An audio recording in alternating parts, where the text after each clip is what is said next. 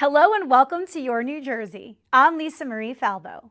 On today's show, we'll learn about Trinitas Regional Medical Center's Peace of Mind campaign and how it looks to help behavioral health patients around the Garden State.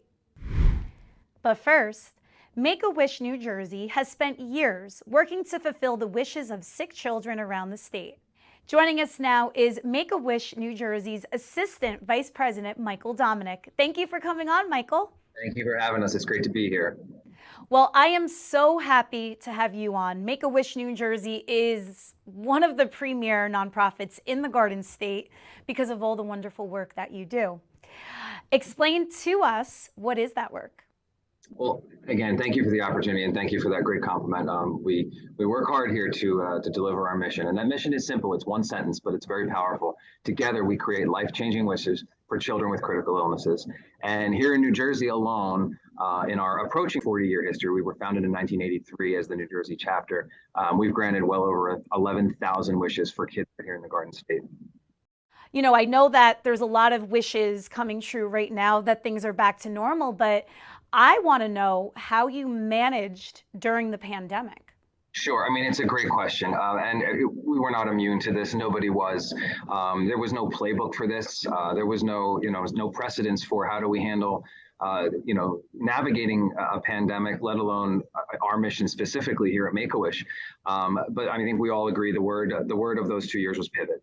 And we, like everyone else, had to figure out how to pivot, because the reality was while this pandemic hit our shores, and nobody knew how long it would take to move into a phase where we are right now, where we're living with it. Children were still being diagnosed every single day. Studies have told us that in the state of New Jersey, 700 kids on average every year will go home with the diagnosis of a life-threatening illness. That means 2 families every single day get the news that their child has been diagnosed with an illness that is threatening their life. That didn't stop because of COVID. But what we knew that we had to pivot on was their health and safety comes first. These kids are immune compromised. Of course, they're battling cancer. They're facing chemo treatments. They are among the most at risk in the situation that we were facing. So we worked with our families. We worked closely with them day in and day out. Kids who had wishes that they wanted to travel, of course, they had to go on hold. It wasn't safe to get on airplanes. It wasn't safe to be staying in hotels or going into large gatherings. And for those kids, we made sure that they knew that there were other options out there. We've been granting many types of wishes for 40 years, well before the pandemic. We have wishes that are not travel related, but we also wanted them to know that we were there for them. And if this was their one true wish and they wanted to wait it out, we'd be there right with them and we'd allow that to happen. We were able to grant many wishes during COVID. Kids got really creative with what they wanted to do. I think a lot of people reevaluated their day-to-day lives and the things that maybe were important to them. We had kids wishing for room makeovers. We had kids wishing for tree houses and play sets in their backyards. We had kids wishing for campers so they could go out on their own adventure and into the safety of their own camper. So we had an influx of camper wishes, and that's just to name a few.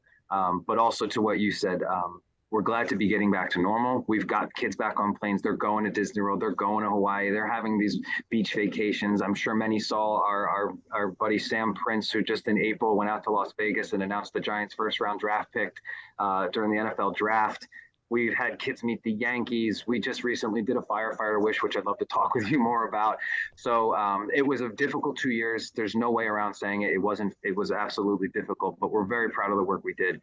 We granted every wish that we could grant in the moment and worked with those families that wanted to wait. And now we're getting back to getting those wishes granted.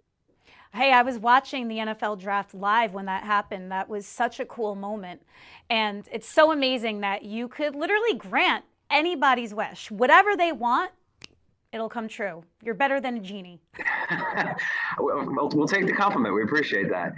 We do. We typically like to say that a wish is only limited to a child's imagination, and of course, there's certain things, due to safety and things like that, that we have to discuss and sometimes maybe need to amend. But the reality is, as long as it is safe for the child to do and it's within our parameters and our policies, that wish will be granted, and we'll find a way to do it. And watching Sam's wish unfold. Of course, his charisma and his energy just drew everybody in at that draft moment. But it was a really great celebration to see a wish of that magnitude and the reach that he had and the impression that he had across the whole country. It was one of those moments that everyone that's a part of Make-A-Wish, and I'm not just staff, volunteers, Wish alumni who have already had a wish, our staff, of course, our board, and that goes for every chapter. I think we all watched that wish come true and felt like we're back.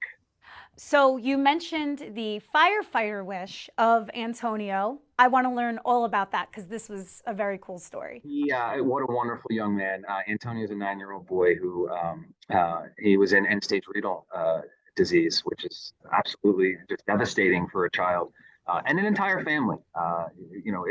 We as adults, I think, spend our entire lives finding every excuse in the book to not face our own mortality. And here you are meeting these wish kids who are 9 years old and facing doctors and nurses and medical protocols and being told of the realities that they are facing an illness that has threatened their life. None of us could prepare for that, not as a parent, not as a sibling, not as the wish child himself. But Antonio was very luckily able to receive a kidney transplant from his father. And he's doing much better now than he was 2 years ago. And Antonio has had one thing that has always been a part of his life, and that was this deep desire to be a firefighter. They were his heroes. They always have been. He was telling us that he has always told his mom, even as a young kid, anytime a fire truck would go by or anytime he would see a firefighter, he was like, look, there's the firefighters. And he knew this was what he wanted to do. So Antonio, when he was asked that magical question that brings our mission to life, if you could have one wish, what would it be? He did not hesitate. It was, I want to be a firefighter. And of course, I'm sure some people think, okay, well, that's fun. I'm sure they maybe gave him a little, meet and greet with some firefighters, but we here at Make-A-Wish, we like to go big. And we've also been very fortunate that the community has always stepped up in our moments of need and our requests to make these wishes truly life-changing. And so this one, while a lot went into it, I don't hesitate to use the phrase, it was a no-brainer. We knew who to reach out to. So immediately his hometown of Passaic got on board. His fire chief got on board and just really embraced Antonio and his story and his passion for what him and his firefighting community do. They put together an entire day for him. He was up there early in the morning. He made breakfast with the crew. He even put out a fire. They took him to the training facility where he had a chance to put out a real fire. He was shown how to use the hose. And he also they gave him a mop. They said, listen, there's some non-glamorous parts of being a firefighter. And so they put him to work and he was mopping the floors. But then the big culmination of the day was when he was motorcaded down from Passaic to our headquarters here in Monroe Township, a beautiful wish granting facility in Castle, home of Make-A-Wish, New Jersey. He was motorcaded down with fire escort and New Jersey State Police. And when he pulled into the front of the castle, what was waiting for him, and he had no idea, was over 100 firefighters from countless communities throughout the state of New Jersey and beyond. We had Pennsylvania and New York showing up as well, lined in a receiving line down our driveway to greet this young man. He was paraded up onto the stage during a beautiful swearing-in ceremony with Chief Trent DeCoste from Passaic, as well as our president and CEO, Tom Wellerall, and the captain from our local fire community as well. And it was just a moment to be had to watch this young boy become his very heroes. And of course, we're at a castle, and as soon as he was sworn in as a firefighter, he got the call that he was needed for a rescue. And in front of everybody, Antonio rescued a princess from the balcony. What does the process of fulfilling a wish like this look like? They don't just happen with the snap of a finger, but we have a dedicated staff. We have a dedicated team of volunteers that are ready to roll their sleeves up and get the work done. We don't run away from a wish that maybe we haven't done it before in an exact sense, and maybe there is no playbook to just to go replicate the experience. We love being able to get creative and get involved in multiple ways, in multiple facets. And it truly is an all hands on deck approach. We've got our wish granting team that's working directly with the Wish family, making sure that we know why Antonio wants this. What are some of the things he envisions in his experience? And then you've got the development team that's looking into, how are we going to, find the support needed to make a wish like this come true? And then you have the marketing team coming together with how do we tell this story? And then you have our, part of our extension of our mission delivery team is, reaching out to the firefighting communities and explaining to them the importance of this wish and making sure that we have 100 firefighters on hand that day to show him how important this is to all of us. Every wish involves the whole team, but sometimes you get this wish that is literally and physically going to involve every set of hands you've got available. And that's not something we shy away from. It's something we embrace. It's why we're all here. It's why we've all signed on to this mission. We've seen what it can do.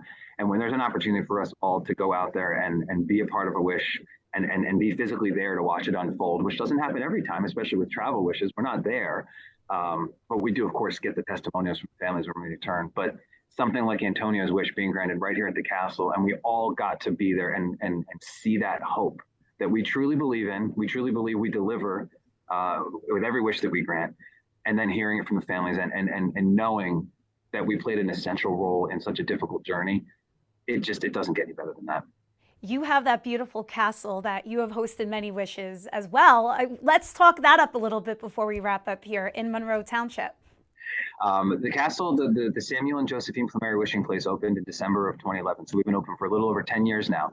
And the main basis, among many reasons, to build this facility, and specifically as a castle, was our experience in going out and meeting with our families prior to having a space like this was meeting them in their own homes, down the street at a local restaurant, perhaps, or sometimes in their hospital rooms. And all three of these locations just weren't conducive to stimulating the imagination, which is what our mission thrives on, is entering the lives of a child who has been faced with a life-threatening illness. Their imaginations have been stifled, and we're supposed to enter their lives and reinstill that hope, strength, and joy in the form of a wish. So creating a space like this established a location, another option for our families to come to. And we've shared some photos with you. As soon as you enter the doors of the wishing place, your eyes are just opened up with wonder. I've been working here 5 years and I still come in with awe every single day. It immediately unlocks excitement and joy in the children that come here, and it helps to bring back that piece of childhood that was ripped from them with their diagnosis. So that was the main among many reasons that the castle was built, was to create a place that they could go home, that Wish children could call their own home, that they feel it's a place where they're among people that understand them, they're among families that have been through what they've been through, and for the parents and siblings as well. And to create an experience and in a sense, a physical manifestation of our mission. And we have 3 rooms here on the second floor, the heart and soul of this castle, that are led to inspire and truly bring to life what the power that our mission provides. We don't show photos of those rooms, so I'm sorry that I won't be able to provide them to you, but it's because we want to preserve that moment and allow those children to experience those rooms for the first time when they walk in the door. And we've seen time and time again how this castle has come to work for us in so many ways. It's elevated our presence in the New Jersey community. It's inspired people to get involved with us as volunteers, as donors, as medical partners. It has brought our wish counts up. We've been granting more wishes every year since the castle began. I mean, COVID was a struggling asterisk, I'll say, in the middle of all that. But prior to COVID and coming out of COVID, we're granting more wishes now than we ever were able to grant before. It has established us in New Jersey that we're here. We are here. The Make-A-Wish mission is global, but we're right here in New Jersey, and we have this beautiful place that we welcome you to come to. In our first 3 months of being open here at the Wishing Place, we had more visitors than we had in 18 years at our office in Union prior to that. If that doesn't speak to the power that a place like this can bring, I don't know what does. And Michael, I could just tell how much you love your job. Talk to us about your background and how you got involved in Make-A-Wish New Jersey. So that's actually an interesting story. I have been with Make-A-Wish New Jersey for over 5 years now, and I was with another of our sister chapters in Connecticut for 7 years before that. My beginnings with Make-A-Wish go back a little further to when I was about 5 or 6, when my brother was diagnosed with a brain tumor.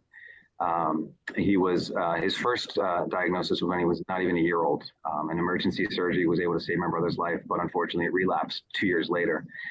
And that's when my family was introduced to Make-A-Wish, and I had a wish experience that just changed our lives. And I think at the age of even 7, when the wish came true, I don't think I fully comprehended the impact of it, but something sat deep within all of us, my parents, my brother, my sister, because all of us have remained involved with this mission in some way, shape, or form, either as volunteers. Eventually, I was fortunate enough to make this my career. But it's a mission that sticks with you. Have we been back to Disney World since Matt's wish? Absolutely. But was the treatment that my family received during that wish experience, has that ever been replicated? No, and it never will be. This organization makes you feel normal again when you need to feel normal. And that goes for the wish child and the siblings and the parents alike. Everybody needed to exhale on that trip, and we did in some way, shape, or form. And so that's how I got involved. And I just knew that this was something I wanted to do full time if there was an opportunity. Fortunately, I found one. I also do like to share, when I share my brother's story, that we're very happy that Matt is well over 20 years cancer free now. He finally went into remission at the age of 8, and he's been cancer free ever since. He's married, he's got a baby boy of his own, and he's doing great. I'm so happy to hear that's the end of that story. That's wonderful. And you bring up such a good point too. I mean, it's one thing for the child to make a wish and be a lucky recipient of that, but like you said, the family is on that journey too, and the family gets a wish granted, I think, in the process as well. They do. And that's something we pay close attention to with every child that is deemed eligible for a wish and we will grant a wish for. We know that the whole family is going through this. Of course, the child is going through the gruesome and just devastating disease. And sometimes even the treatment protocols themselves are very difficult to bear. But there is that emotional trauma that comes with the parents trying to deliver a sense of normalcy, to be that support structure for their child. Nothing can prepare you as a parent. I mean, I have not been through this, fortunately, with my own children, but I imagine there is nothing that can prepare you as a parent to be facing that diagnosis and knowing what to do. What is your role here as a parent when your child knows something's wrong? And then you add into the mixed siblings and the balancing act of trying to make sure that they're continuing with a normal lifestyle when you know that the parents are just juggling hospital schedules and treatments and visits and sometimes very lengthy hospital stays. So we recognize and our hearts go out to every family member that is impacted by a diagnosis of a critical illness. And we like to make sure that we incorporate them in that wish experience and make sure that those siblings know that they've not been forgotten either. How can families get in touch with Make-A-Wish? The best way to get involved and in touch with us is to just visit our website, nj.wish.org, or follow us on social media. We're on Facebook, Instagram, Twitter, and LinkedIn. And that's your best way to kind of just see everything it is that we do. We've got a lot of moving parts and there are a lot of ways to get involved. We're always looking for support in the community. I'm sure that's no secret to your viewers, but I'd be remiss if we didn't mention it. Make-A-Wish is completely privately funded. We rely 100% on the benevolence of the community. We charge our families no fees and we receive no government support. Every dollar that we bring in, we need to raise it independently to grant these wishes. So we're always looking for financial support, and that can come in a variety of ways. Some people are in a position to just give, and we're so grateful for that. Other people are in a position where they may not be able to give out of their own pocket, but they've got a wide net where they might be able to create an experience or an event that could raise money for Make-A-Wish. There are so many ways to get involved. And we also are always seeking partnership in the medical community. Our referrals, our wish kids come to us by way of the medical community. They are referred into our mission majority by the medical community. And even those who families have self-referred themselves, it's usually at the coaching or the encouragement of a member of the medical community, their nurse or their social worker, or their doctor, or their child life specialist. So those are the two greatest and most immediate ways that you can get involved and support us in our need. We're always looking for the funding to make sure that we continue to grant every eligible wish, which we have, but we grant more wishes every single year. So the funding needs are always growing, and the medical community to help us continue to find more eligible kids and make sure their wishes are coming true. I'm sure you have a lot of partners in the Garden State that you're working with currently that maybe you want to shout out that help you in making these wishes come true. We have so many partners in the community, and it would be so difficult to name a few and not all and feel that I missed out on a few. But you're right. I mean, we have well over 100, it might be even close to 200 community events, whether that's a golf tournament or a tug of war event over the Manasquan Inlet that has raised funds for Make-A-Wish. We've also got corporate partners that are supportive here in the Garden State and nationwide. We have national partners that then support us in the local community. We'll be coming up on our holiday campaigns with our friends at Subaru and Macy's, and they've been delivering significant support for us year over year. The list goes on, and we could spend all day thanking the countless people that have helped continue our mission. But what's most important that we relay to all of them that are watching this today is that we thank you, because we have been in a position that when we had a need, when there was a wish that needed funding, when there was a wish that needed a resource like 100 firefighters and on a property on a Tuesday afternoon, whatever that need has been, someone has stepped up. Someone has stepped up and answered that call, and we've never turned a wish down due to lack of funding here in New Jersey. Michael, thank you so much for coming on today. This was truly a special interview. Oh, and thank you for this opportunity. Our mission continues to thrive because we have these great opportunities to share with people the work we are doing in the community. So thank you for being a partner as well. Trinitas Regional Medical Center's Peace of Mind campaign raises funds and awareness so the medical center can continue to provide premier behavioral and mental health treatment. Here to discuss the event is Laura Sirocco, Trinitas Vice President and Chief Development Officer. Laura, thank you so much for coming on. Thank you for having me, Lisa. It's always a pleasure. Laura, I have been involved with the Peace of Mind campaign since its beginnings 5 years ago, which is hard to believe. Tell us what our viewers need to know about this extraordinary cause. So the Peace of Mind campaign was established many years ago, And the goal is to ease the stigma around mental illness and to put it in the forefront. You hear about it in the news, you hear celebrities coming up and saying that mental illness for many different reasons have affected their lives, affected their careers. And what we do at Trinitas is we have an entire behavioral health program on our New Point campus. And what we do is with the Peace of Mind event is raise funds to help the different programs and services that we offer, which start from adolescents to adults to our seniors as well. So it really does run the gamut what we do. So you mentioned stigma around behavioral health. Why is that so? Well, many years ago, we didn't talk about things. We didn't even talk about things like cancer. It was called a different name or called just the big C or something like that. Healthcare in general wasn't even discussed, or if someone was sick, or if there was another illness, let alone mental health. And there is a stigma around it. There's a stigma around it that that's for other people, that's for the crazy people, that's for the people you see on the street, or who are the unwelcome, the unwanted. But it's not the case. There's many, many facets to mental health and mental illness. And what we do is we bring it into the forefront. We say there isn't a reason to suffer anymore. There shouldn't be a stigma around it. We should be there to give help and offer help for our communities and the people that we serve. And that's what we do at Trinitas. Trinitas runs the only inpatient facility in the state for intellectual disabilities and severe mental illness. What kinds of treatment can patients get there? Our behavioral health program boasts many programs that we are really the only one in the state that offer. The only hospital in the state that offers, as you said, our DDMI program, which is specific to developmentally disabled, mentally ill patients. And we had a program that had 10 beds.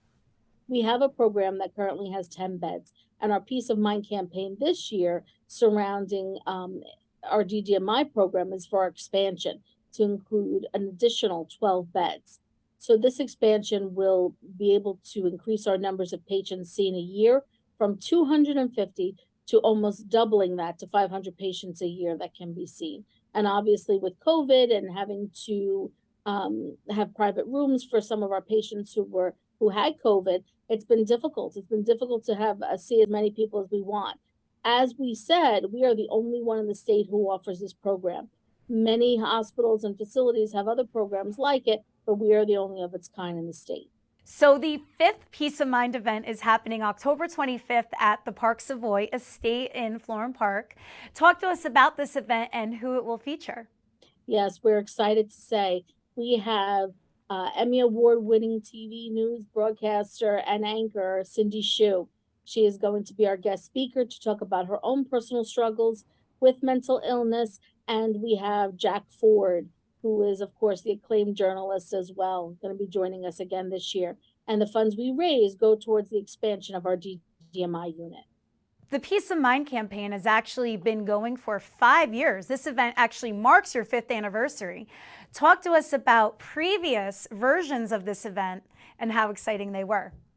Yeah, we've had a lot of successes with our events. We're very grateful to our supporters and our committees and our co-chairs for the events that we have had.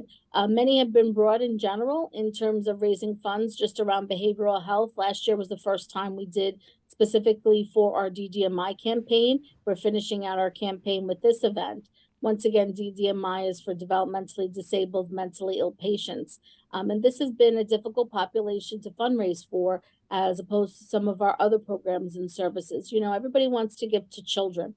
They want to give to our children because they see that there will be successes that they can quantify. With our DDMI patients, it's not necessarily going to be a home run every time. Most of our patients will never have full-time jobs. They won't go on to graduate college or even have families. But what this does, our program offers, is a lifeline to the families and those who care for them. So they go back to their group homes better adjusted, with their medications in order, and with the continuum of care that we offer to our patients when they leave. So their group home and their instructions there can always contact us at the hospital for that continued care that we have. So we have many, many of our patients, and some of our families will be highlighted at this year's DDMI.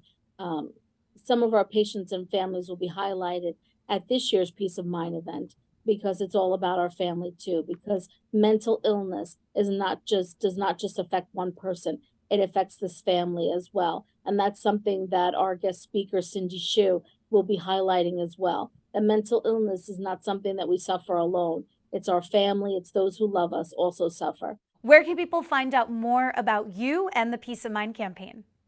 Visit us at www.rwjbh.org/Trinitas Peace of Mind.